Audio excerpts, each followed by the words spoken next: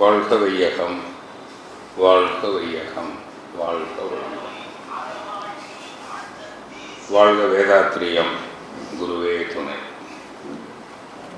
அன்பார்ந்த சகோதர சகோதரிகளே, உங்கள் அனைவரையும் அன்போடு வணங்கி வாழ்த்தி வரவேற்று இந்த சிறப்பு தவ தத்துவ விளக்க பயிற்சியினை நடத்தி கொடுக்க தொடங்குகிறேன். முதலாவது, மனவளக்கலைன்னா என்ன அல்லது யோகான்னா என்ன என்பதை பற்றி நான் ஒரு விளக்கம் கொடுக்க போகிறேன்.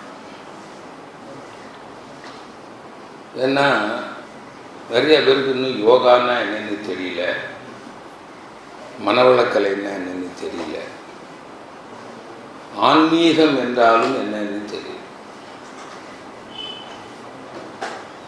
இப்போ மனித குலம் நீண்ட காலமாக இந்த பூமியில் வாழ்ந்து கொண்டிருக்கிறது.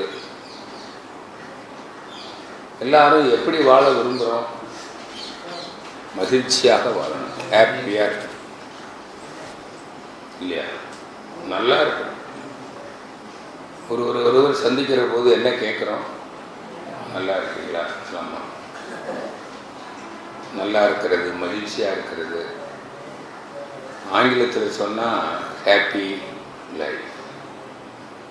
இப்போ நான் ஹாப்பி நியூ இயர், பொங்கல் வரப்போகுது, இப்போவே சொல்லிகிட்டு இருக்கிறோம். Happy Pongal, happy birthday, happy wedding day, happy Deepavali. இதெல்லாம் எப்போவுமே ஹாப்பியாக இருக்கணும்னு தான் சொல்கிறோம். அந்த ஹாப்பியாக இருக்கிறதுக்கு என்ன வேணும்? எது ஹாப்பினஸ், எது மகிழ்ச்சி? துன்பம் இல்லாமல் இருந்தாலே மகிழ்ச்சி தான். இப்போ உடலில் ஒரு துன்பம் இருக்குது, அதாவது உடம்புல வலி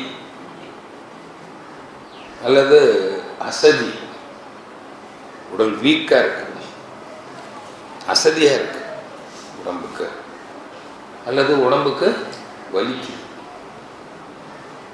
இதுக்கு பேர் நோய். அப்படி அசதியோடையும் வலியோடையும் நோயில் வாழ்கிற போது மகிழ்ச்சியாக இருக்குமா? இருக்காது. அப்போது மகிழ்ச்சியாக வாழ்கிறதுக்கு என்ன வேணும்னா உடல் நலம். ஆனால் உடலுக்கு சிறு சிறு தொந்தரவுகள் வரும், வலி வரும், சோர்வு வரும், அசதியெல்லாம் வரும். அப்புறம் அது சரியாகும், நாமளே சரி பண்ணுவோம், தானாகவும் சரியாகும். நாம் சரி பண்ணோம்னா அதுக்கு பேர் மருத்துவம், வைத்தியம். வைத்தியம்னு பேர் சரி பண்ணுறதுக்கு. இது செய்கிறோம், அதில் நோய் குணமாகுது. சிலருக்கு கொஞ்சம் கால தாமதமாகுது, சிலருக்கு சீக்கிரமாகுது, சிலருக்கு அது ஆகிறது இல்லை. உயிர் போகிற வரைக்கும் கூட அந்த நோய் இருக்கு. உயிர் போகிறப்போ நோயும் போயிடுது.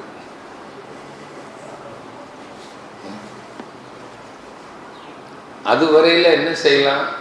அந்த நோயை தாங்கிக்கலாம், தாங்கணும். தாங்கிக்கிட்டு தான் இருக்கிறோம். தாங்க முடியலன்னா மயக்கம் வந்துடுமே. மயக்கமும் வரல, மரணமும் வரல. அப்போ என்ன அர்த்தம்? தாங்குற அளவில் தான் இருக்குது. இப்போ மனம் என்ன செய்யணும்னா அதை ஏற்றுக்கொண்டதுன்னு வச்சுக்கோங்க. துன்பமே பெரிய துன்பமாக இருக்கும். இதுதான் வாழ்க்கை. உடலுக்கு வலி, நோய் அல்லது அசதிங்கிற உணர்வு இல்லாமலே வாழணும் அப்படின்னு நினைக்கிறதே அறியாமை. எல்லாருக்கும் இந்த உலகத்தில் பிறந்தவங்க உடல் வலி, உடலுக்கு அசதி அல்லது நோய் அனுபவங்களை பெறாதவங்களே கிடையாது. இது இருக்கும். நம்ம என்ன செய்யலாம்? அந்த நோய் வராமல் பார்த்துக்கலாம், தடுக்கலாம், வந்ததை போக்கலாம், அவ்வளோதான் செய்ய முடியும். அதுக்கு என்ன வேணும் அப்படின்னா அறிவு தாங்க வேணும். அதாவது நம்ம செய்கிற ஒரு செயலுக்கான விளைவு தான் துன்பமோ இன்பமோ. எந்த செயலும் செய்யலை அப்படின்னா துன்பமும் வராது, இன்பமும் வராது. இப்போ நமக்கு ஒரு நோய் வந்திருக்குதுன்னா அதுக்கு நாம் ஏதோ ஒன்று செஞ்சுருக்கிறோம். ஒன்று நாம் செஞ்சுருக்கிறோம், அல்லது சமுதாயம் செஞ்சுருக்குது, யாரோ ஒருத்தர் செய்வோம். பிறர் செய்கிற செயலாலேயும் நமக்கு நோய் வரும். சரிங்களா? இப்போ நம்ம சாப்பிட்ற உணவில் கலப்படம் பண்ணுறாங்க, யாரோ கலப்படம் பண்ணுறாங்க. அந்த உணவை சாப்பிட்டீங்கன்னா அதில் நோய் வரலாமே. அப்போ நம்ம செயலால் மட்டும்தான் நமக்கு நோய் வருதா? பிறர் செயலாலே யாருடைய ஏதோ ஒரு செயல், மகிரி சொல்கிற மாதிரி தனக்கோ பிறருக்கோ தற்காலத்தோ பிற்காலத்தோ துன்பம் விளைவிக்காத ஒரு வாழ்க்கை முறை மனித குலத்துக்கு வேணும். அப்போ அதனால் நோய்கள் வரும். அப்போ என்ன செய்யணும்? நல்ல செயலையே செய்யும். இப்போ நல்ல செயல் எது என்கிற ஒரு அறிவு வேணும் இல்லையா மனசுக்கு? அந்த அறிவுல குறைபாடு. இன்னொன்று, வந்த நோயை போக்குறதுக்கு ஒரு செயல் செய்யணும், அதுவும் நல்ல செயல் தான். அப்ப நல்லதை செய்கிற ஒரு அறிவு, எது நல்லது என்கிற அறிவு மனித மனதுக்கு வேணும், அவ்வளவுதான். அதாவது ஒரே வார்த்தை சொன்னால் உடல் நலம் காக்கும் அறிவு. ஒரு மோட்டார் வாகனம் வாங்குகிறோம், அது ஊர் பயணத்திற்கு. இந்த உடல்ங்கிறது இது கூட ஒரு வாகனம் தான், வாழ்க்கை பயணம். நம்முடைய மனம் இந்த உடல்ல தான் பயணம் பண்ணுது. இந்த வாகனத்தை நாம தானே பயன்படுத்துகிறோம், மனம் தானே பயன்படுத்துது. அப்போ இந்த மனசுக்கு அறிவு வேணுமா வேண்டாம்? ஒரு மோட்டார் வாகனம் வாங்கினா அதை பயன்படுத்துறவருக்கு தானே அதை பராமரிக்கிற அறிவு வேணும், பாதுகாக்கிற அறிவு வேணும். இந்த அறிவு இல்லைன்னா, இப்போ மோட்டார் வாகனம் வாங்கும்போது ஒரு புத்தகம் கொடுக்குறாங்க, ஆப்ரேஷன் அண்ட் மெயின்டெனன்ஸ் மேனுவல். அதில் எப்படி அதை இயக்கணும், எப்படி பராமரிக்கணும், பாதுகாக்கணும்னு எழுதி வச்சிருக்கிறாங்க. இது யார் எழுதினது? இந்த மோட்டார் வாகனத்தை தயாரித்த அறிஞர்கள், இன்ஜினியர்ஸ்ன்னு சொல்கிறேன், தொழில்நுட்ப வல்லுநர்கள். அவங்க தான் அந்த மோட்டார் வாகனத்தை எப்படி பராமரிக்கணும்னு எழுதி வச்சிருக்கிறாங்க. இப்போ இந்த உடலை தயாரித்தது யார்? கட்டினது யார்? இதுதான் முதல்ல ஒரு பெரிய கேள்வி. நாமளாவும் கட்டிக்கல, நம்ம அம்மாவும் கட்டலை, அப்பாவும் கட்டலை. இன்னும் நம்ம எல்லாரும் சொல்கிறோமே, யார் கட்டினாங்க, யார் கட்டினாங்க? இது யாரோ சொல்லி வச்சிருக்கிறாங்க. நீங்களா சிந்திச்சிங்களா?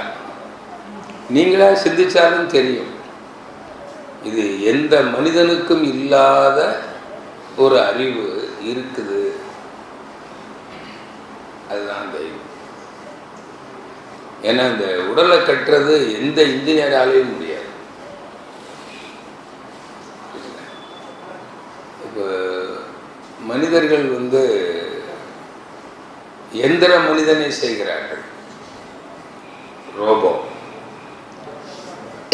ஆனால் இந்த மனிதனை செய்ய தெரியுமா அந்த இன்ஜினியர்ஸுக்கு? தெரியாதுல்ல. அப்போ இந்த இன்ஜினியர்ஸுக்கெல்லாம் தெரியாத ஒரு அறிவு ஏதோ ஒன்று இருக்கு, அதை தெய்வம்னு சொல்லி. இப்போ தெய்வத்துக்கு ஒரு பெரிய அறிவு இருக்கு, பேரறிவு. என்ன தெய்வம் தான் செய்த உடலை கட்டி இருக்குது, மனுஷனால கட்ட முடியல. அப்போ இதை எப்படி பராமரித்து பாதுகாக்கணும் அப்படிங்கிற அறிவு யாருக்கு தெரியும்? அந்த இறைவனுக்கு தானே தெரியும். அப்போ நம்ம இது எப்படி இயக்கணும், எப்படி பராமரிக்கணுங்கிற அறிவை நாம் யாரிடமிருந்து பெறணும்? இறைவனிடமிருந்து. இந்த இறைவன் புத்தகம்லாம் ஒன்றும் கொடுக்கல. மோட்டார் வாகனம் டெலிவரி கொடுக்குற போது இந்த ஷோரூமில் அந்த டீலர் வாகனத்தை கொடுக்குறப்போ கூட சேர்த்து எது கொடுப்பாரு? புத்தகமும் கொடுப்பாரு. நம்ம டெலிவரி கொடுத்த நம்ம அம்மா கொடுத்தாங்களா? இறைவன் கொடுத்தா தானே அவங்க கொடுப்பாங்க. சொல்கிறாங்க, இறைவன் எனக்கு ஒரு ஆண் குழந்தைய கொடுத்தான், பெண் குழந்தைய கொடுத்தான் அப்படின்னு சொல்கிறாங்களே ஒழிய அந்த இறைவன் என்ன செய்யல? எந்த புக்கும் கொடுக்கல. ஏன் கொடுக்கலன்னு ஒரு நாள் யோசனை பண்ணேன். எந்த மொழியில கொடுக்கறதுன்னு தான் ஒரு பெரிய பிரச்சனை. அதனால அந்த இறைவன் என்ன சொல்றான்னா, உன்னுடைய மனதை என்னோடு இணைத்து விட்டால், உன்னுடைய மனதை என்னோடு இணைத்து விட்டால் என்னிடம் இருக்கிற அறிவெல்லாம் உனக்கு வந்துடும். பெண்கள் பிறந்த வீட்டிலேருந்து புகுந்த வீட்டுக்கு போகிறீங்க. சிலருக்கு பார்த்தீங்கன்னா உங்கள் வீடு பிறந்த வீட்டை விட புகுந்த வீடு பெரிய செல்வந்தர வீடாக இருக்கும். உங்கள் வீட்டில் ஒரு வேளை கார் இல்லை, கணவனுக்கு கார் இருக்கு இல்லைங்களா? அங்கே ஒரு பெரிய வீடெல்லாம் இருக்குது, நிறையா நஞ்சை புஞ்சை எல்லாம் இருக்குது. உங்ககிட்ட அந்த அளவுக்கு இல்லை. நீங்கள் அந்த செல்வந்தரை திருமணம் செஞ்ச உடனே அவருடைய சொத்துக்கள் எல்லாம் யாருக்கு சொந்தமாயிடுச்சு? ஆயிடுமா ஆகாத? ஒரு செகண்டில் நீங்கள் சம்பாதிக்காமலே எல்லாம் சொந்தமாயிடுச்சு. உண்மையா இல்லையா?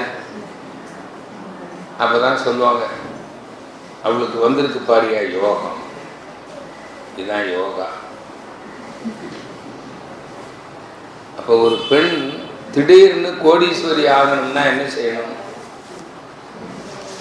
ஒரு பெண் திடீர்னு கோடீஸ்வரி ஆகணும்னா என்ன செய்யணும் சொல்லுங்க?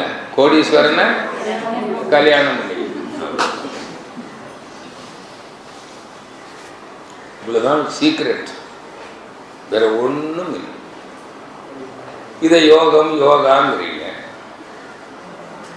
அப்போ எப்படி அந்த இறைவனோட திருமணம் பண்றது? இதைத்தாங்க திருக்கல்யாணம்னு ஒன்று நடத்துவாங்க இந்து கோயில்களில். பார்த்துருக்கீங்களா? திருக்கல்யாணம். யாருக்கும் யாருக்கும் கல்யாணம்? சுவாமிக்கும் அம்பாளுக்கும். சுவாமிங்கிறது யாரு, அம்பாளுங்கிறது யாரு? அம்பாள் எங்கிருந்து வந்தது? சுவாமியில் இருந்து வந்தது, சிவத்திலிருந்து சக்தி வந்தது. அவ்வளவுதானே? ஆணிலிருந்து பெண்மை வந்தது இல்லையா? ஆண்மைக்குள் பெண்மை அடக்கம், பெண்மைக்குள் ஆண்மை அடக்கம். சிவம் இல்லையே சக்திக்குள். இப்ப நல்லா தெரிஞ்சு போச்சு. அப்போ அந்த அம்மனுக்கும் சுவாமிக்கும் திருமணம் நடந்தா அதுக்கு பேரு திருக்கல்யாணம். அதான் யோகா. இணைதல், ஒன்றுபடுதல். இப்போ நீங்கள் திருமணமான உடனே ஈருடல் ஓர் உயிர்னு சொல்கிறோம், ஒன்றாயிடுச்சு இல்லைங்களா? அப்போ உங்கள் கணவன் வச்சிருக்கிற காரு கணவனுடைய காரா உங்கள் காரா?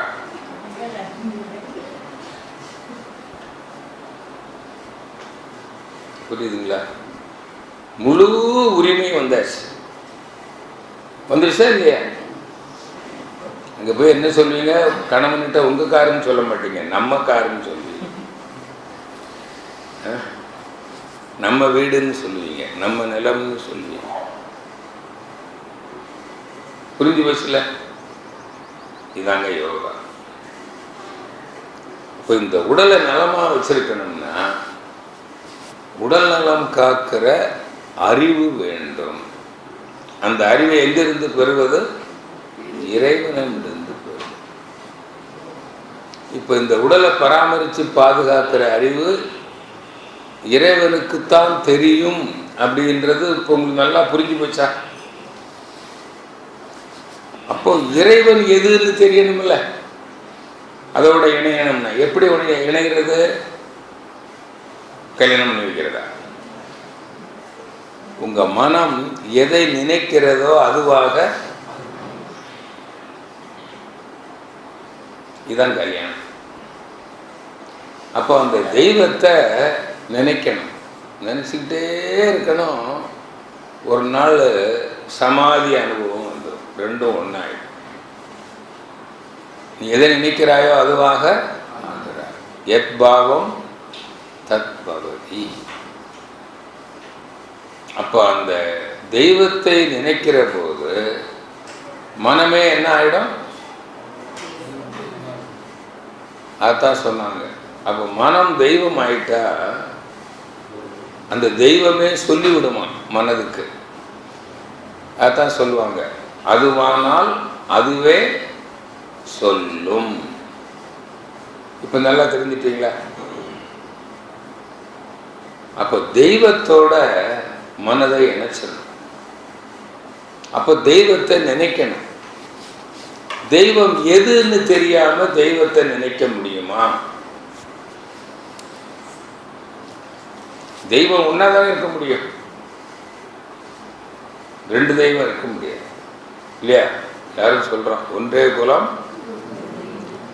ஏன்னா எல்லாம் ஒரே மாதிரி கட்டப்பட்டிருக்கு. தெய்வம் ஒண்ணுதான் அப்படின்னு எல்லாரும் சொல்லியிருக்கிறாங்க. அது அழியாததுன்னு சொல்லியிருக்கிறாங்க. அது ஆவதும் இல்லை, அழிவதும் இல்லை, அது இருக்கு எப்பவுமே. கம்பர் சொல்ற மாதிரி உலகம் யாவையும் தாமுல ஆக்கலும் நிலைவருத்தலும் நீக்கலும் நீங்களா அழகிலா விளையாட்டுடையார் அவர் தலைவர். நீங்களா நீங்காத அழியாத அந்த தெய்வம் எங்கும் நீக்கமர நிறைந்திருக்கிறது. அது உருவம் கிடையாது. சரிங்களா? உருவம்னு இருந்தா ஒரு குறிப்பிட்ட எல்லைக்குள்ளதான் இருக்கும். அப்ப எல்லா இடத்துலயும் இருக்காது. இப்ப இந்த டேபிள் எல்லா இடத்துலயும் இருக்குதா? நம்முடைய உடல் உருவம் எல்லா இடத்துலையும் இருக்கா? இந்த கட்டடம் எல்லா இடத்துலையும் இருக்குதா? அதுக்கு ஒரு எல்லை இருக்கு. இந்த பூமி எல்லா இடத்துலையும் இருக்குதா? காற்று எல்லா இடத்துலையும் இருக்குதா? விண் அணு எல்லா இடத்துலையும் இருக்குதா? அணுவு கூட எல்லை உண்டு. ரெண்டு அணுவுக்கு இடையில கேப் இருக்கு. அப்ப அது உருவமே கிடையாது இல்லையா? அப்போ அந்த தெய்வத்தை நினைக்கணும்னா அந்த தெய்வம் எது என்று நாம் முதல்ல என்ன செய்யணுங்க? விளங்கி கொள்ள வேண்டும். அப்பத்தான் அதை நினைக்க முடியும். எங்க அம்மாவை நினைங்கன்னா நீங்க நினைக்க முடியுமா? அம்மாவை பார்த்தது இல்லை நீங்க. நான் நினைச்சுக்குவேன் எங்க அம்மாவை. உங்க அம்மாவை நீங்க நினைக்க. உங்க அம்மாவை பார்க்காம நீங்க எப்படி உங்க அம்மாவை நினைக்க முடியும்? இல்லைங்களா? அப்ப தெய்வம் எது என்று தெரியாமல் தெய்வத்தை நினைக்க முடியாது. அப்போ அந்த தெய்வம் எது என்று ஆன்மீகத்தில் சொல்லியிருக்கு.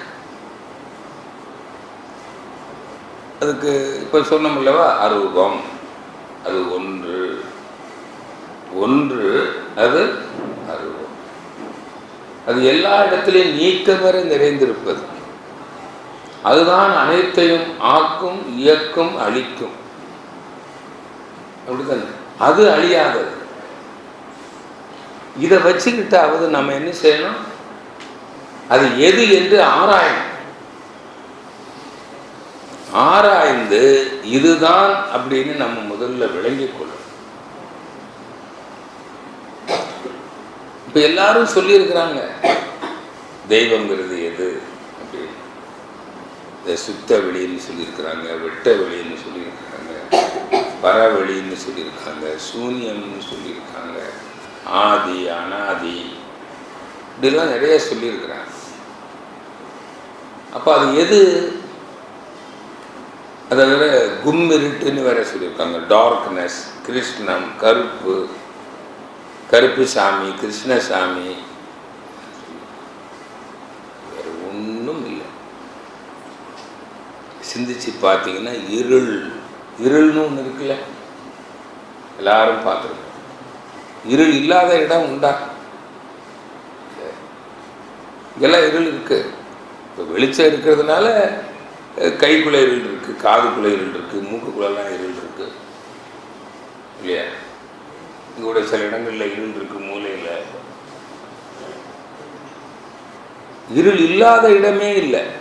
வெளிச்சம் இல்லைன்னா இருக்கிறது இருள் எங்கிருந்தாலும் வருதா? வர்றது அது இருக்குது. ஒளிதான் வருது, வருது போகுது, வந்தா போயிடும், இருந்தா போறதில்லை. இதை நீங்க முதல்ல தெரிஞ்சுக்கிட்ட. இதுதான் அந்த தெய்வமா அப்படின்னு நீங்க ஆராயணும். அது ஒன்று, இருள் ஒன்று தான், ரெண்டு அல்ல. அதுக்கு உருவம் கிடையாது. ஏன்னா நீளம் அகலம் ஆழம் கிடையாது.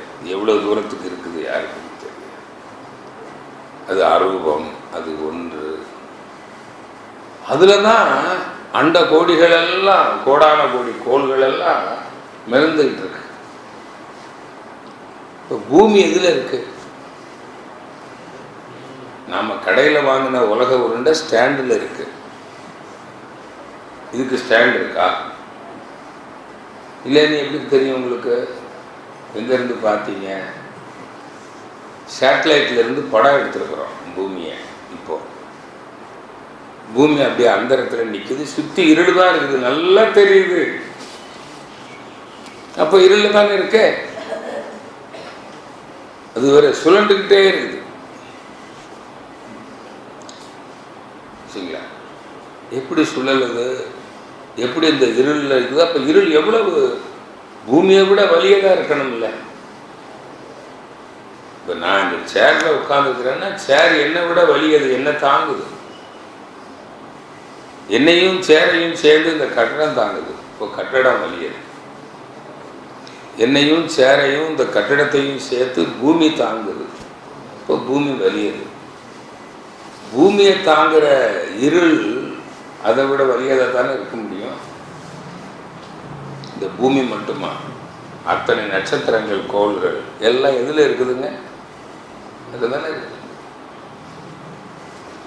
அப்போ இந்த இருள் தான் சர்வ வல்லமை பொருந்தியது. அதுதான் அனைத்தையும் இயக்குகிறது. இந்த இருள் ஒரு சக்தி, அப்படியே அதிர்ந்துகிட்டே இருக்கு. அதனால ஒரு சக்கரத்தை ஒரு குயவன் சுழட்டி விடுறான் மண்பாண்டம் செய்கிறதுக்கு. விட்டு விட்டு அழுத்துறான், அழுத்தி அழுத்தி கையை எடுத்துறான், அழுத்தி அழுத்தி கொடுக்குறான். அப்போதான் சக்கரம் சுழலு. அதுபோல இந்த இருள் இந்த பூமியை, சூரியனை, இது போன்ற நட்சத்திரங்கள், கோள்களை எல்லாம் விட்டு விட்டு அழுத்துறதுனால அது சுழண்டுகிட்டே இருக்கு. அப்ப அனைத்தையும் இயக்குவது இறைவன். அதானே? அப்ப எது இயக்குது? இருள் தான் இயக்குது. சரி, அழிக்கிறது எது? அது இயக்கிய வேகத்தை குறைச்சி கடைசியில் அழிச்சும் கொடுக்கும். ஆக்குவதும் அதுதான், இயக்குவதும் அதுதான். அதான் மகிழ்ச்சி சொல்லாங்க, சுத்த வெளி தன்னை இருக்குகிறது. அப்போ சுழி நீர்ல ஒரு சுழி வருது, அது மாதிரி கடல்ல அலை வருது. அது மாதிரி தான் ஆற்றல் துகள்கள். எல்லா தோற்றங்களும் எல்லாம் நிலம், நீர், நெருப்பு, காற்று, விண், 5 தானே. அதுதான் நட்சத்திரங்கள், கோள்களா இருக்கு, உயிரினங்களா இருக்கு. நம்ம உடம்புல என்ன இருக்குது? நிலம், நீர், நெருப்பு, காற்று, விண். நிலம்ங்கிறது நம்ம சாப்பிட்ற உணவு, தண்ணியில கூட அந்த சத்துக்கள் இருக்கு. அப்புறம் நீர், உடம்புல சூடு இருக்கு, நல்லா தெரியுது எல்லாருக்குமே. காற்று இருக்குது, விண்ணுங்கிறது தான் உயிர். இந்த 5ம் ஒவ்வொரு ஜீவனுடைய உடலாகவும் இருக்கு, நட்சத்திரங்கள் கோள்களாகவும் இருக்கு. பூமியில் என்ன இருக்குது? நிலம், நீர், நெருப்பு, காற்று. ஆனால் அதுக்கு உணர்வு இல்லை, மனம் இல்லை. எதனாலன்னா அந்த 5ம் ஒரு குறிப்பிட்ட விகிதாச்சாரத்தில் கூடி இயங்குனா அங்கே மனம் வந்துடும். அப்படி நிலம், நீர், நெருப்பு, காற்று, விண் அந்த 5ம் ஒரு குறிப்பிட்ட விகிதாச்சாரத்தில் ஒன்றுக்கொன்று இசைவாக கூடி இயங்குது பாருங்க. அதுதான் உயிர் அணுக்கள். ஓருயிர் ஜீவன், நுண்ணுயிர், பாக்டீரியான்னு சொல்கிறோம் இல்லைங்களா, அதில் இருக்குது. அது தாவரங்கள், அப்புறம் புழு, பூச்சி, ஊர்வன, கால்நடை, மனிதன் எல்லாமே உயிரினங்கள் தான். இதைத்தான் தோற்றம்னு சொல்கிறோம்.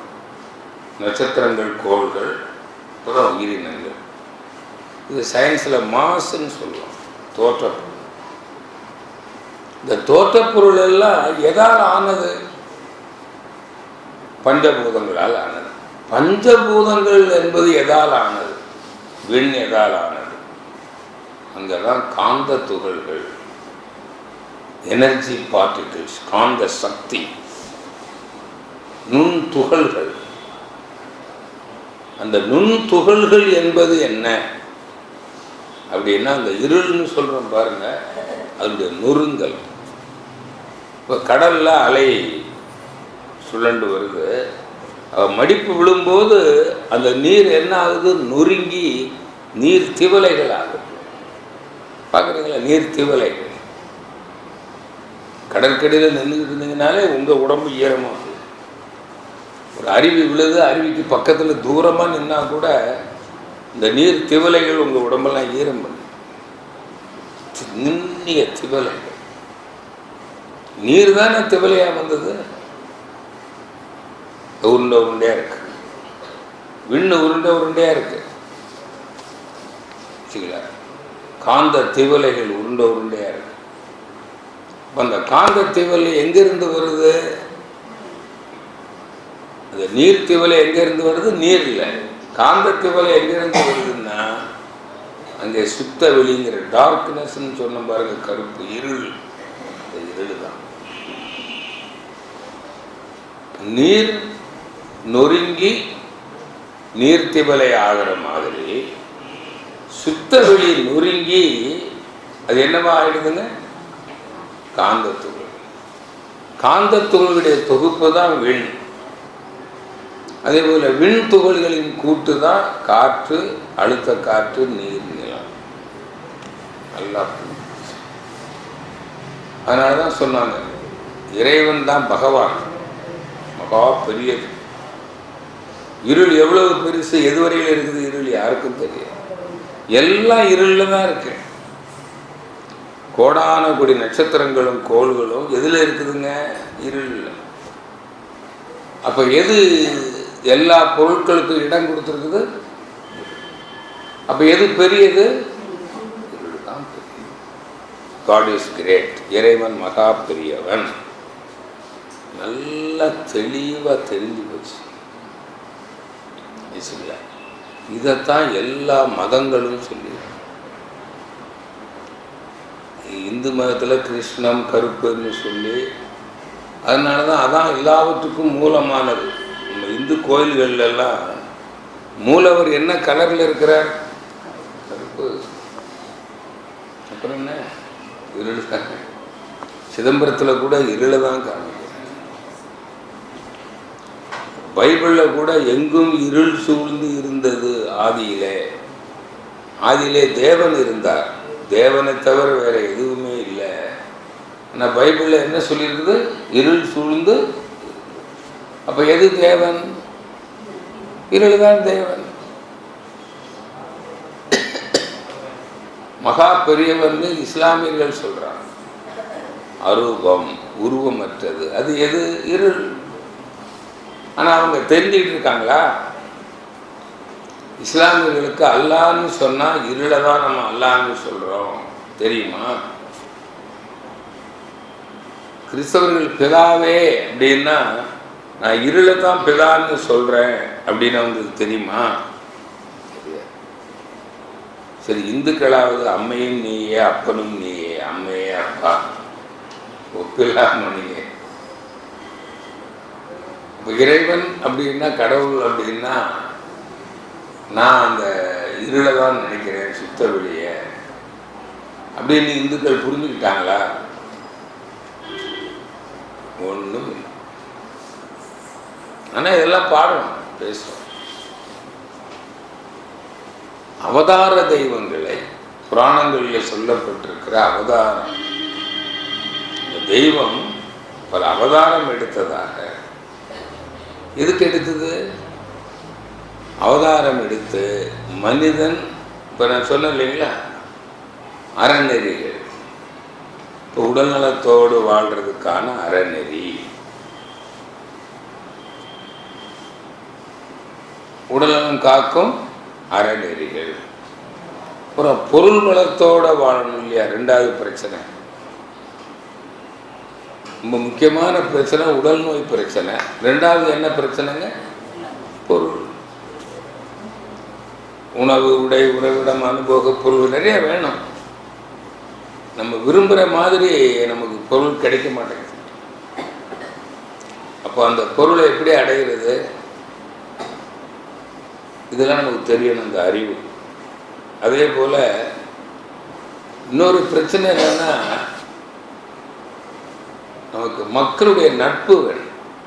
உறவு இனிமையாக இல்லைன்னு வச்சுக்கோங்க, குடும்பத்துக்குள்ள, சமுதாயத்தில் துன்பமாக இருக்குல்ல. இப்போ கணவனுக்கு மனைவியுடைய அன்பு வேணும், மனைவிக்கு கணவனுடைய அன்பு வேணும், பெற்றோர்களுக்கு அன்பு வேணும், குழந்தைகளுக்கு வேணும், உடன்பிறந்தவர்களுக்கு வேணும். இப்படியெல்லாம் பார்த்தீங்கன்னா குடும்ப உறுப்பினர்கள் மட்டும் இல்லை, அதுக்கு வெளியிலேயும் பிறருடைய நட்பு, அன்பு நமக்கு வேண்டும். அதை எப்படி பெறுவது? நம்ம அன்பாக இருந்தால் பெற்றுக்கணும். அப்போ எப்படி அந்த நட்பை பெறுவது நமக்கு தெரியல. இந்த அறிவெல்லாம் அங்கே சொல்லியிருக்கு. உடல்நலத்தோடு வாழ்கிற அறிவு, பொருள் வளத்தோடு வாழ்கிற அறிவு, நட்பு நலத்தோடு வாழ்கிற அறிவு. இன்னொரு பிரச்சனை இருக்குதுங்க, மன நிறைவு இருக்கிறது இல்லை. அதனால நிம்மதி, அமைதி இல்லை. எல்லாம் அனுபவிக்கிறாங்க, நமக்கு இன்னும் ஆசைகள் இருந்துக்கிட்டே இருக்கு. நம்ம ஆசைப்படுற எல்லா ஆசைகளையும் நிறைவேற்ற முடியுமா? பொருள் ஆசையை, புகழ் ஆசைகளை நிறைவேற்ற முடியுமா? புலனின்ப ஆசைகளை நிறைவேற்றி விட முடியுமா? முடியாது. அப்போ நீங்கள் ஆசைப்பட்டுக்கிட்டே இருந்தீங்கன்னா எப்படி அமைதி வரும்? அப்போ அந்த ஆசையற்ற மனநிலையை அடையணும். அதுக்கு என்ன வழி என்பதெல்லாம் சொல்லுவதற்கு அந்த தெய்வமே அவதாரம் எடுத்து வந்ததாக புராணங்களில் சொல்லப்பட்டிருக்கிறது. கிறிஸ்தவத்தில் அவதாரம் இல்லை, அவங்க சொல்கிற அவதாரம்னா பிதாவே குமாரனாக வந்தார். இப்போ குமாரன் என்ன சொன்னார்? அறநெறிகளை தான் சொல்லியிருக்கிறார். தானே நீ உடலை நலமாக வச்சுக்கிறது எப்படி, பொருள் வளத்தோடு வாழ்கிறது எப்படி, நட்பு நலத்தோடு வாழ்கிறது எப்படி, மன நிறைவோடு வாழ்கிறது எப்படி, இதைத்தானே சொல்லியிருக்கிறாங்க. வேற என்ன சொல்லியிருக்கிறாங்க? ஒன்றும் கிடையாது. இது எல்லா மதத்திலையும் இருக்கு. அல்லாஹ் வந்து சொன்னதாக நபிகள் நாயகம் சொல்றார். பிதாவே இயேசுவாக பிறந்து இந்த அறநெறி அறிவை எல்லாம் கொடுத்தாங்க அப்படின்னு சொல்லியிருக்கிறார். இந்து சமயத்தில் பல ரிஷிகள் மூலம் கொடுத்தார்கள் அப்படின்னு சொல்லியிருக்கிறாங்க. அவங்களெல்லாம் நம்ம தெய்வமாக வணங்குறோம், ரிஷிகள். அந்த தெய்வமே அவதாரம் எடுத்தும் வந்ததாக. எதுக்கு? அறநெறிகளை கடைப்பிடிக்கிறது, இதை சொல்றதுக்கு. இப்போ பகவத்கீதையில் பகவான் அவதரித்தாருன்னா கிருஷ்ணன் அவதாரம். அவருடைய அந்த மகாபாரத கதையிலிருந்து என்ன தெரிஞ்சுக்கிறீங்க? மனிதன் எதை செய்யணும், எதை. அப்போ அந்த அறநெறி அறிவு தானே அவங்க புகட்டி இருக்காங்க.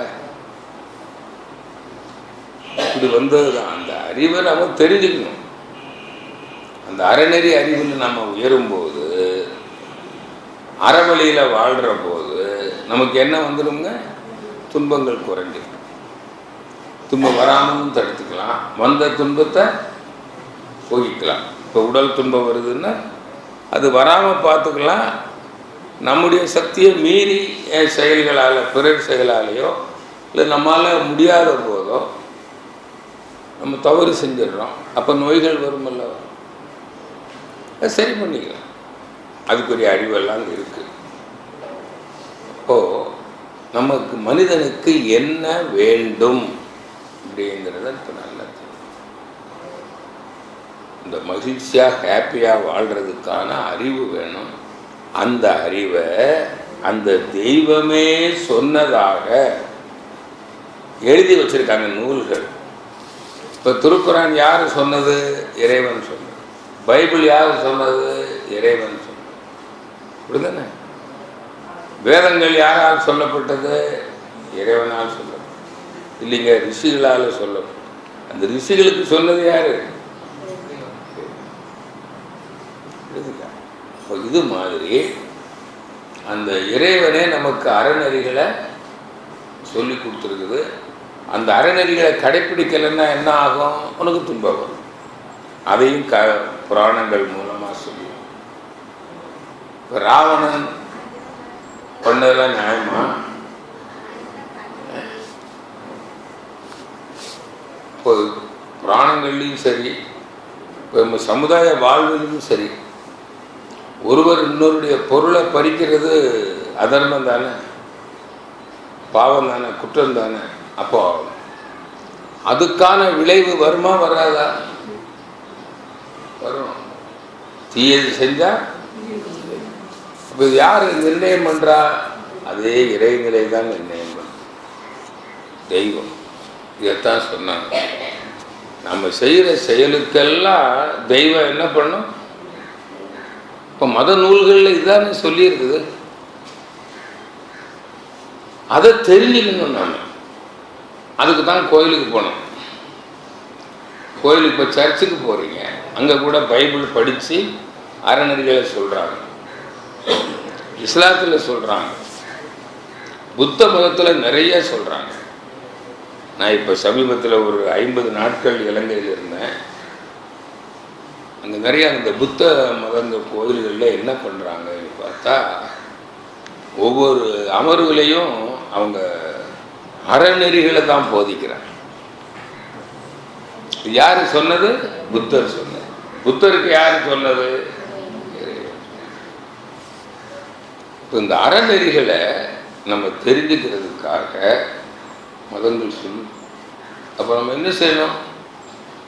ஒன்று, அந்த தெய்வம் என்ன சொல்லுதுங்கிற அறிவை இங்கே ஏற்றுக்கணும். ரெண்டாவது, நமக்கு ஒரு ஆற்றல் வேணும். அதை புரிஞ்சுக்கிறதுக்கு, அதை கடைப்பிடிக்கிறதுக்கு. அதுக்கு தான் சில பயிற்சிகள் எல்லாம் கொடுக்குறோம் நம்ம. இப்போ தியானம், உடல் பயிற்சி, காயகல்பம், தவம் இதெல்லாம் செஞ்சு ஆற்றலை பெருக்கி கொண்டு இந்த தவம் செய்து இப்போ உங்களுக்கு ஒரு உடல் தொந்தரவு இருக்குது, இந்த தொந்தரவுலேருந்து நான் விடுபடணும் அப்படின்னு நீங்கள் நினச்சிங்கனாலே போதும், அதுக்குரிய மருத்துவமெல்லாம் உங்களுக்கு தானாக கிடைக்க ஆரம்பிச்சிடும். யாராவது சொல்லுவாங்க, இல்லைன்னா தானாக குணமாயிடும். நல்லா இருக்கிறேன்னு நினச்சிங்கன்னா நோய் தானாகவே குணமாயிடும். அது எப்படி நம்ம என்ன நினைக்கிறோமோ அது எப்படி நடக்குதுன்னா, நாம் தெய்வமாக நினைந்து நினைக்கிறோம் இல்லையா? ஒரு தெய்வம் நினைக்கிறது நடக்கும் என்ற வகையில் தான் நம்ம மதங்களில் இறைவனை. அப்போ இந்துக்கள் கோயில்களில், சர்ச்சில் கிறிஸ்தவர்கள், இஸ்லாமியர்கள் மாஸ்கில், பௌத்தர்கள் அவங்களோட பௌத்த கோயில்கள் இப்போ எல்லாம் வழிபாடு பண்ணுறாங்க. அங்கே எதுக்கு வழிபாடு பண்ணுறாங்க? அறநெறி அறிவை தெரிஞ்சுக்கணும், அப்புறம் அதை கடைப்பிடிக்கணும். இல்லை, அதுக்கு மனதுக்கு ஒரு சக்தி வேணுமே, அதுதான் மனதை ஒருமுகப்படுத்துறது. அப்படியே கொஞ்ச நேரம் தியானம் பண்ணி மனதுக்கு ஆற்றலை பெருக்கி கொண்டு, அவங்க மகான்கள் சொல்லியிருக்காங்க இல்லையா, அறநெறிகள். அது மகான்களுக்கு யார் சொன்னது? இறைவனே சொன்னது. இப்போ யார் மகான்னா, யார் நேரடியாக இறைவன்கிட்ட பேசுகிறாங்களோ அவங்கெல்லாம் மகான்கள். இப்போ நீங்கள்லாம் அருள்நிதின்னு வச்சுங்க, நீங்கள்லாம் மகான் தான். ஏன்னா இறைநிலையை உணர்ந்துடலாமா? என்ன பெரிய கஷ்டம் இல்லையா? இப்போ அதுபோல் அந்த இறை உணர்வு எதுக்கு வச்சாங்க அப்படின்னா, இறைவனை ஏன் வணங்கணும்னு வச்சாங்கன்னா, இந்த அறநெறிகள் விளங்கும். அதை விளங்கிடுச்சுன்னா தெளிவு வந்தால் துணிவு வந்துடும், ஆற்றல் வந்து. அப்போ அந்த ஆற்றல் எங்கேருந்து வருது? தெய்வ நிலையிலிருந்து வருதான் பேரறிவு, பேராற்றல். அப்போ அறிவும் வந்துடும், ஆற்றலும் வந்துடும். அதை கடைப்பிடிக்கணும். அப்போ வாழ்க்கை எப்படி இருக்குங்க? துன்பம் இருக்கா? இப்படி தான் நிறைய பேர் வாழ்ந்துட்டு இருக்காங்க. இப்போது அந்த இறைவனை நம்ம என்ன பண்ணணும்? இறைவன் எதுன்னு நம்ம முதல்ல தெரிஞ்சுக்கணும். தெரிஞ்சுக்கிட்டு அந்த தெய்வத்தை நினைக்க வேண்டும். அதுக்கு தான் இங்கே விளக்கம். தெய்வம் இதுதான், தெய்வம் இதுதான், தெய்வம் இதுதான். நீங்கள் அதை சிந்திக்கணும். அப்படி சிந்திக்காம உங்களால் தெய்வம் எது என்பதை ஏற்றுக்கொள்ள முடியாது. அப்போ சிந்திக்காத மக்கள் எதை தெய்வம்னு ஏற்றுக்கிட்டு இருப்பாங்க? ஏற்கனவே அவங்க ஏற்றுருக்காங்கல்ல. ஒருவர் முருக பக்தர், அப்போ அது திருச்செந்தூர் முருகன், அவர் அதைத்தான் தெய்வமாக நினைப்பார், பக்தர் நினைக்க மாட்டார். அப்போது அந்த தெய்வம் பற்றிய ஒரு தெளிவான அறிவு மனித குலத்துக்கு வேணுமா வேண்டாமா? இப்போ யாருக்கு தெரியும் தெய்வம் எதுன்னு? மனுஷனுக்கு தான் தெரியும். மேதாத்திரி மகிழ்ச்சி சொல்றார், அது சுத்த வெளியே கும்மிருட்டு அப்படின்னு சொல்றார். உன் மனசுக்குள்ளே இருக்கு, அதுதான் உன்னுடைய மனமாகவும் இருக்கிறது. இப்போ நினைக்கிற போது மனம் அப்படியே அந்த சுத்த வெளியே நினைக்குது. அல்சராக அந்த மனம் நினைக்குது தெய்வத்தை. நினச்சிக்கிட்டே இருக்கும்போது மனம் என்ன ஆகிடும்? தெய்வம் மாறின உடனே இந்த உறுதி ஆகிடும். எப்படி? என்னுடைய மனம்தான் தெய்வமாக இருக்குது. இப்போ ஆறு கடலோடு சேர்ந்த உடனே ஆறு என்னவா மாறிடும்?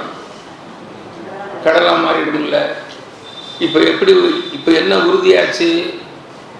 கடல் தான். இப்போ நல்லா புரிஞ்சிட்டிங்களா?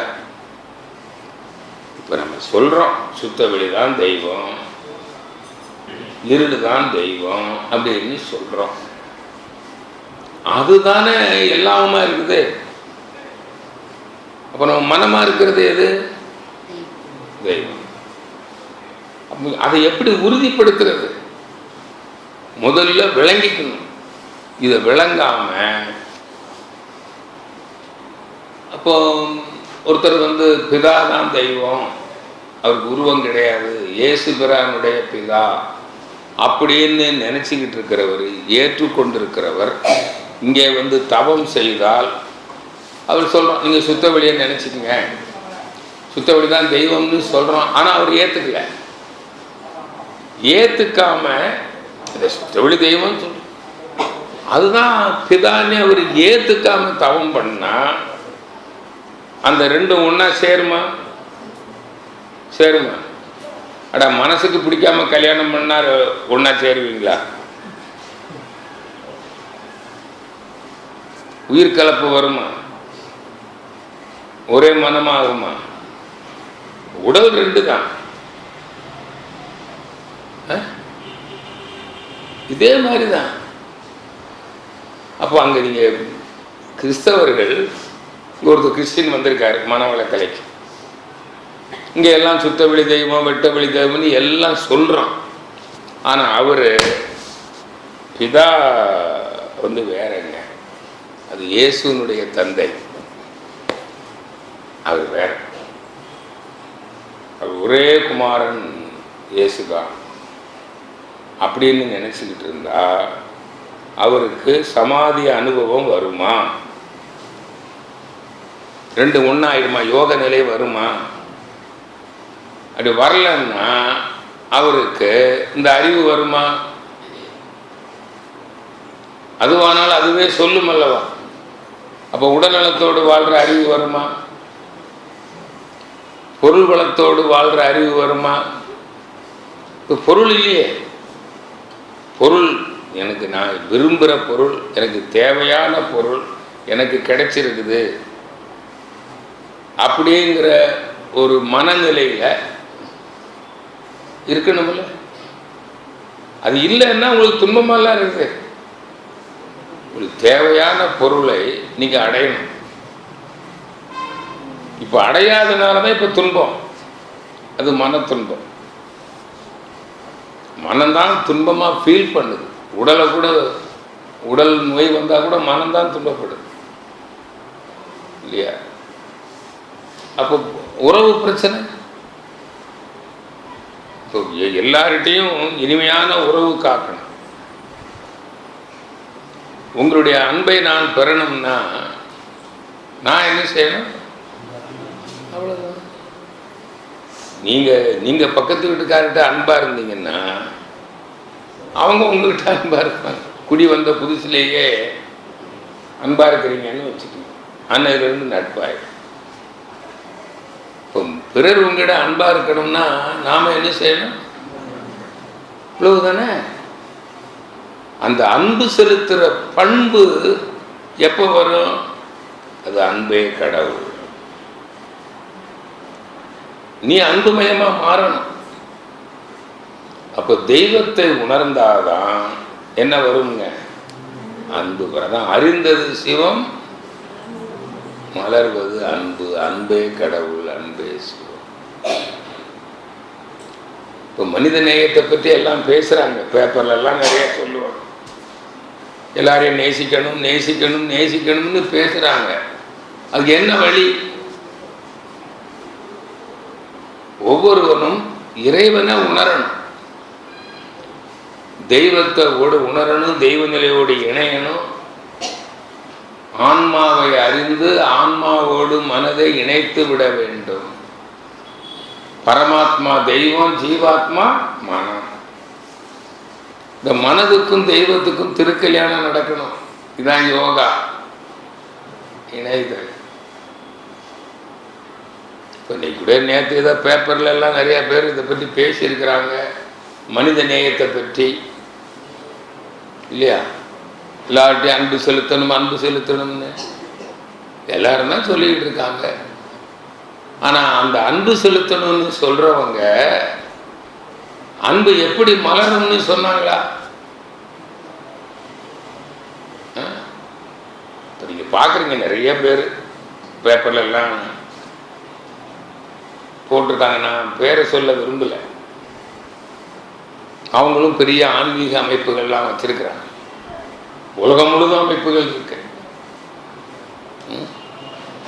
அவங்க தான் பேசுகிறாங்க. எல்லாத்தையும் அன்பு மலரணும், அன்பு மலரணும், மனித நேயம் மலர வேண்டும். எப்படி மலரணும்? சொன்னாப்புல வந்துருமா? அன்பு தானாக மலர வேண்டும். புலி பசித்தாலும் புல்லை தானாடாவிட்டாலும் தன் சதையாட. சகோதர அன்பு, அன்பே பிரதானம். சகோதர எப்படி? அப்போ நீங்களும் நானும் எப்படி சகோதரன்? யாருடைய பிள்ளைகள்? இறைவனுடைய பிள்ளைகள்னு அவங்க சொல்லிட்டாங்களா? வேதாத்திரி மகரிஷி தான் சொல்றாரு. சுத்த வெளிதான் தெய்வம், நாம் எல்லாம் சுத்த வெளியிலிருந்து வந்தோம், இப்போ நாம் எல்லாம் பிள்ளைகளும் அவங்கெல்லாம் சொல்றாங்களா? எந்த ஆன்மீக அமைப்பில் சொல்றாங்க சொல்லுங்க? உலகத்தில் எத்தனை ஆன்மீக அமைப்பு இருக்கு? சரி, மத தலைவர்களாவது சொல்றாங்களா? நிறைய யோகா ஆன்மீகம்னு நிறைய இருக்கு.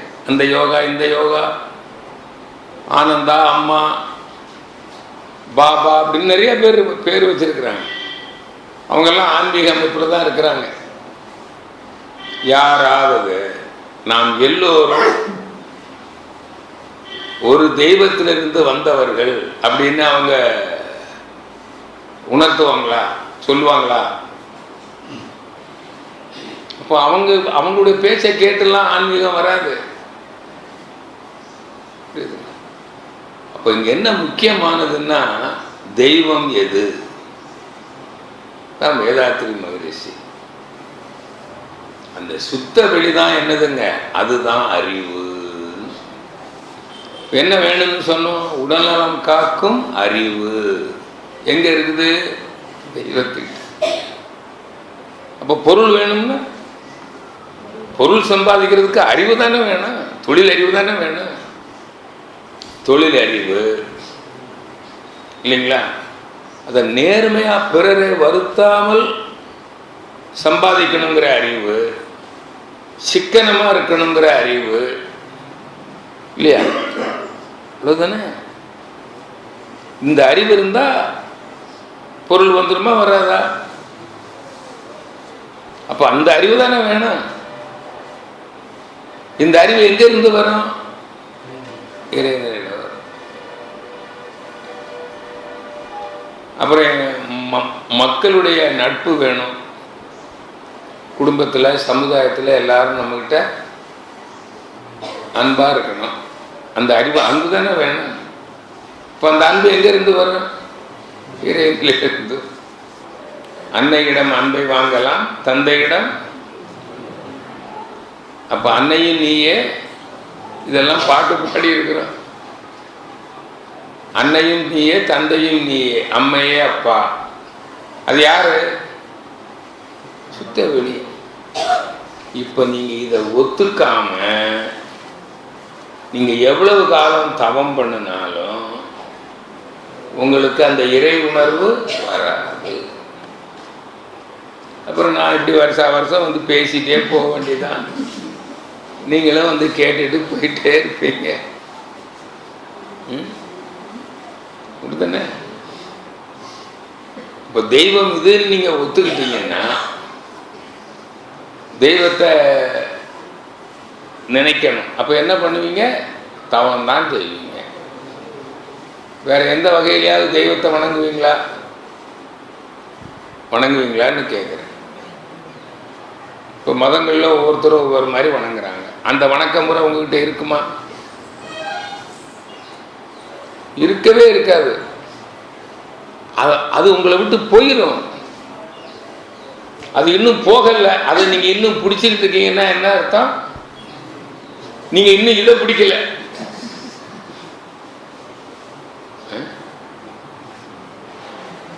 அறிவுத்தூர் கோயிலுக்கு வர்ற வழியில ஒரு கோயில் இருக்கு.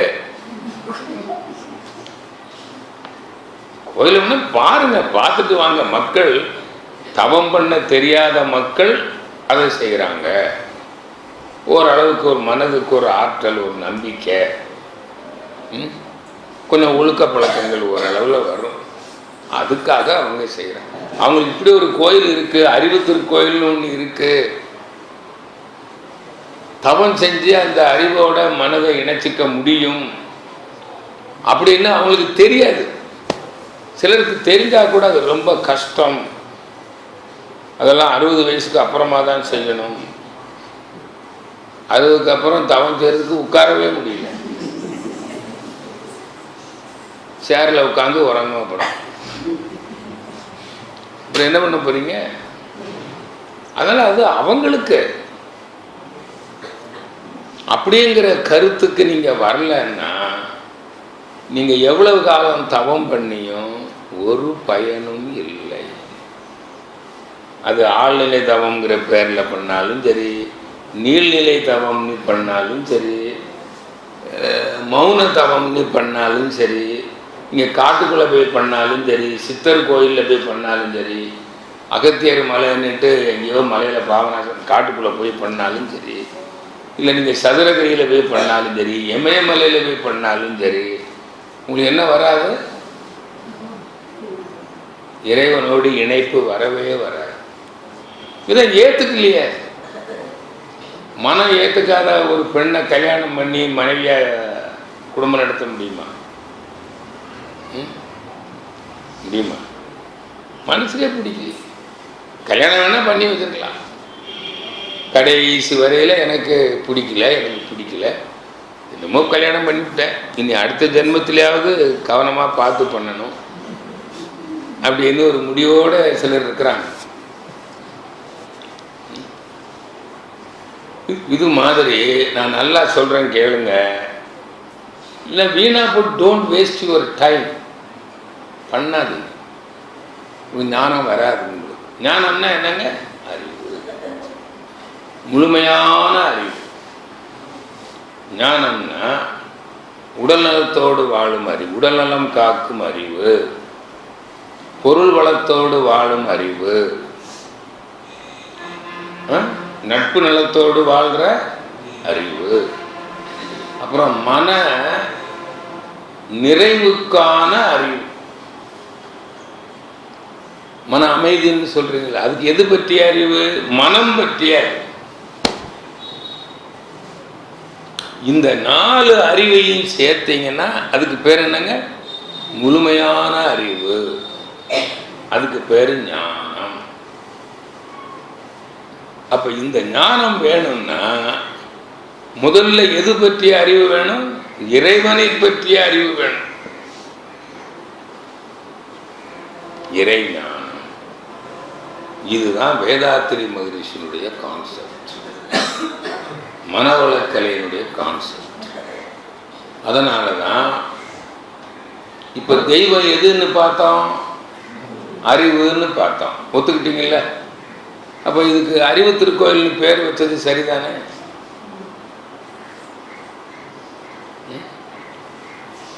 இப்போ தெய்வம் எது? நீங்கள் மாரியம்மன் தெய்வம்னு நினைக்கிறவன் மாரியம்மன் திருக்கோயில்னு பேர் வச்சுக்கிட்டாங்க.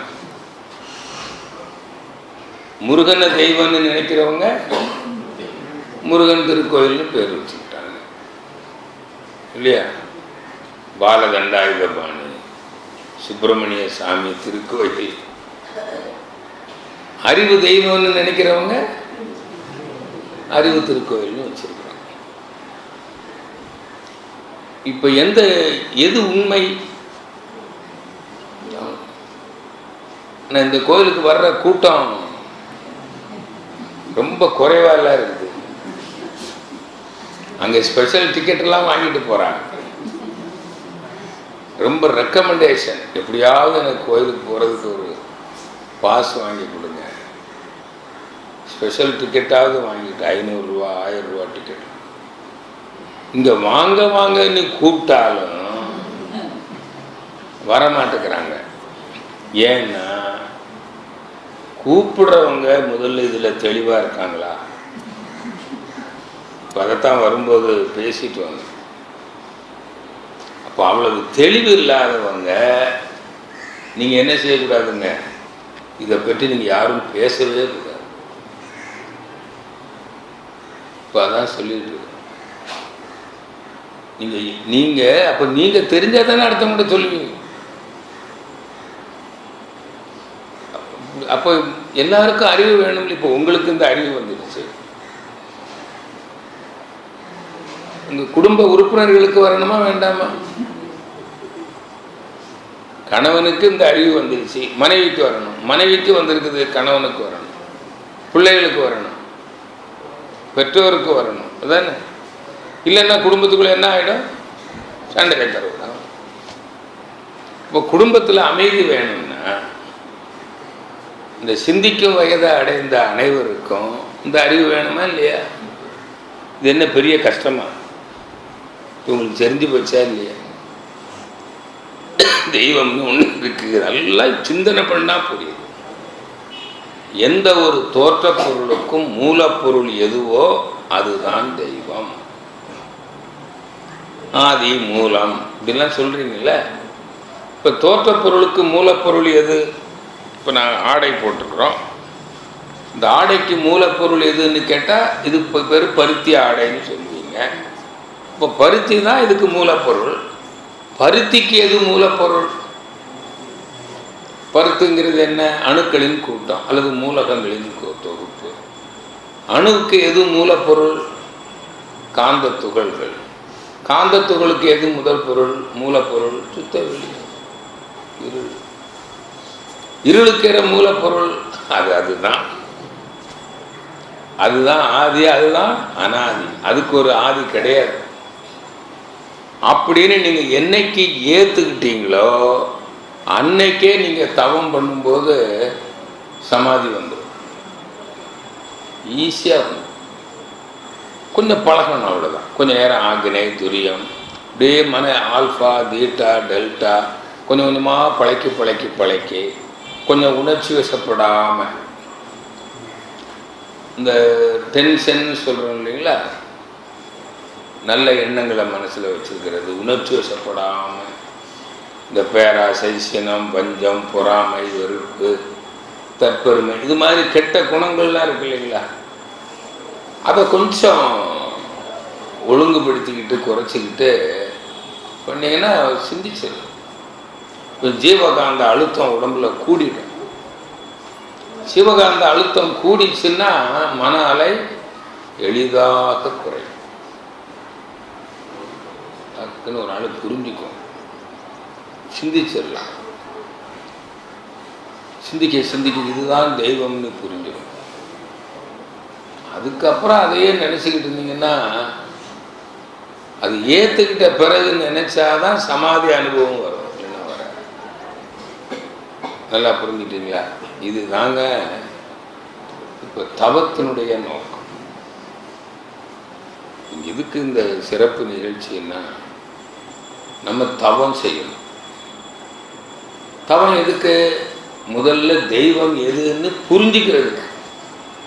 அதுக்கே தவம் செய்யணும்.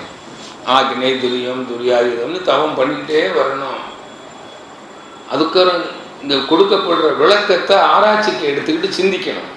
சரிதானா சரிதானா சரிதானா.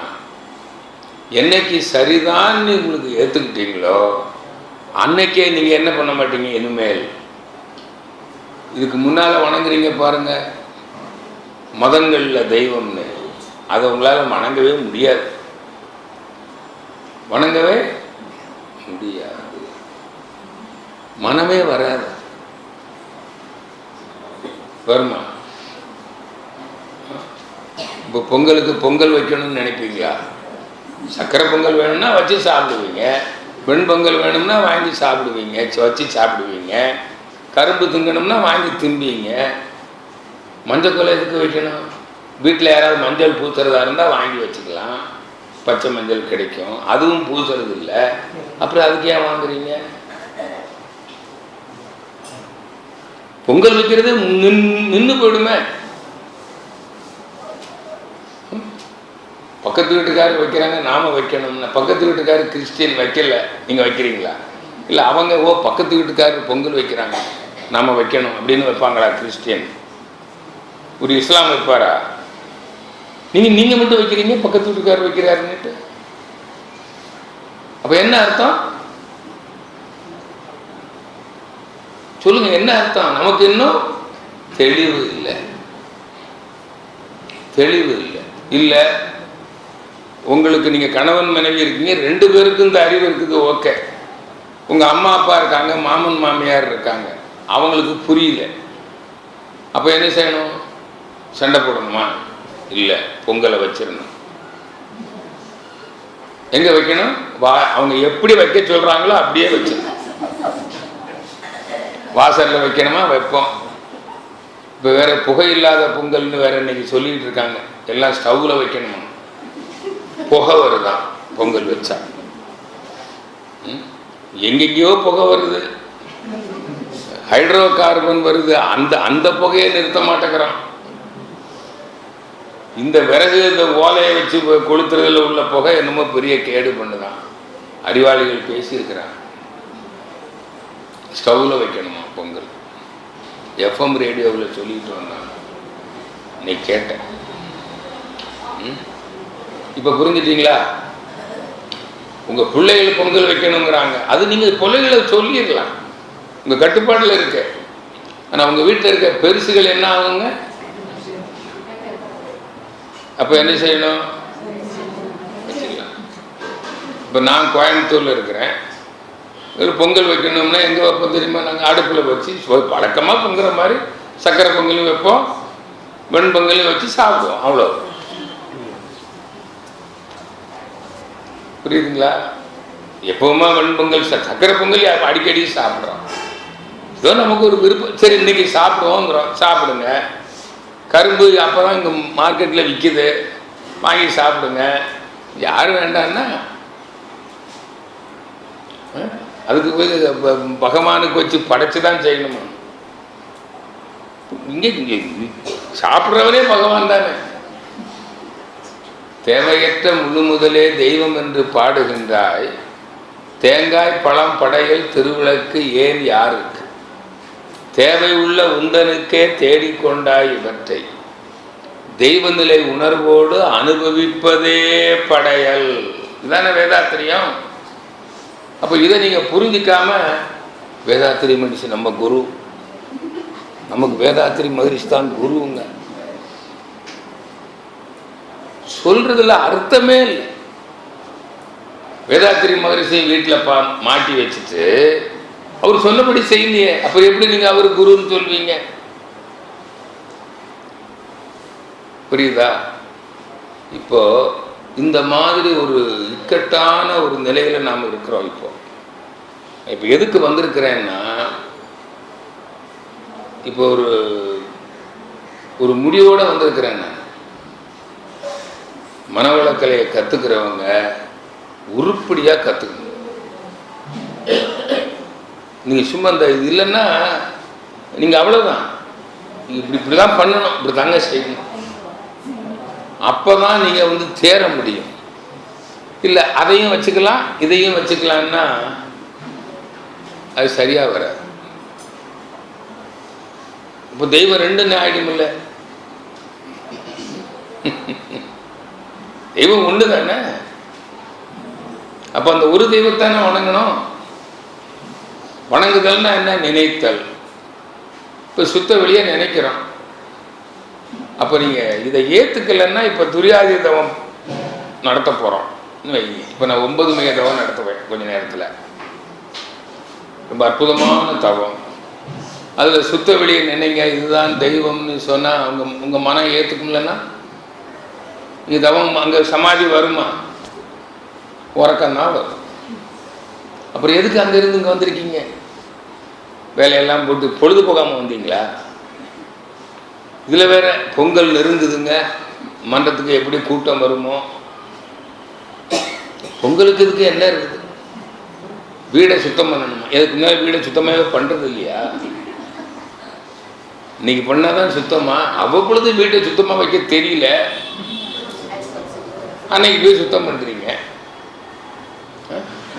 அப்படிதானே? டெய்லி நல்லா தேய்ச்சி குளிக்கிறீங்க, பொங்கலுக்குன்னு தனியாக குளிப்பீங்களா? இல்லை செங்கல் போட்டு தேய்ப்பீங்க? அதெல்லாம் இல்லை இல்லை. நான் இப்போ இலங்கை போயிருந்தேன். இலங்கையில் பல அன்பர்கள் வீட்டில் தங்கினேன். சரிங்களா? எல்லார் வீடும் பார்த்தீங்கன்னா இப்போ பார்த்தவங்களுக்கு தான் தெரியும், அவ்வளவு நீட்டாக வச்சுருப்பாங்க. ஒரு தூசி பார்க்க முடியாது வீட்டில். இந்த ஜன்னலில் கதவில் டெய்லி துடைப்பாங்க. இந்த ஒற்றை எல்லாம் கண்ணிலே பார்க்க முடியாது, அவ்வளவு நீட்டாக இருக்கும். பாத்ரூம் டாய்லெட்லாம் பார்த்தீங்கன்னா அங்கே படுத்து உறங்கலாம், அவ்வளவு சுத்தமாக வச்சுருப்பாங்க. அவங்க லைஃப் எல்லாம் ரொம்ப நல்லா இருக்குது. தெரியுமா உங்களுக்கு? இந்த இனப்பிரச்சனை ஒன்று தான், இது எல்லாமே டாப் நம்பர் 1. எனக்கு உலகத்தில் நான் பல நாடுகளுக்கு போயிருக்கிறேன். எனக்கு ரொம்ப பிடிச்ச நாடு நம்ம நாடு. நம்ம நாட்டில் குறைகள் இருக்குது, இருந்தாலும் பிறந்த மண் அல்லவா. இதுக்கு அடுத்தபடியாக ஐ லைக் ஸ்ரீலங்கா. பலமுறை போயிருக்கிறேன் ஸ்ரீலங்கா. திரும்ப கூட போகிறேன் அடுத்த மாதம். முதல்ல சுத்தமாக இருக்கு கதை, அதே இல்லை. அதனால் இப்போ நல்லா புரிஞ்சுங்க. நமக்கு இப்போ மெயின் என்னன்னு தவம். தவம் செஞ்சாதான் அந்த அறிவே வரும். அப்போ தவம் செய்யறதுன்னா இங்கே தவம் செஞ்சா அறிவு வரும்னு தெரியணும் இல்லை, அங்கே அறிவு இருக்குதுன்னு தெரியணும் இல்லை. அதான் முதல்ல சொன்னேன், பணக்காரி ஆகணும்னா, திடீர் பணக்காரி ஆகணும்னா யாரை கல்யாணம் பண்ணணும்? பணக்காரன்னு கல்யாணம். இவ்வளவுதானே. அப்போ அறிவு வேணும்னா யாரை கல்யாணம் பண்ணீங்கன்னா அறிவை கல்யாணம் பண்ணிக்கணும். அறிவு எது? பேரறிவு, தெய்வம். இவ்வளவுதான். ஓகே, நல்லா புரிஞ்சுட்டீங்களா? சரி, இப்போ ஒரு சின்ன இடைவேளை. அதன் பிறகு நான் அந்த தவத்தை பற்றி ஒரு விளக்கம் கொடுத்து இப்போ 9 மைய தவம் நடத்த போகிறோம். சரிங்களா? அனைவருக்கும் நன்றி. வாழ்க வளம்.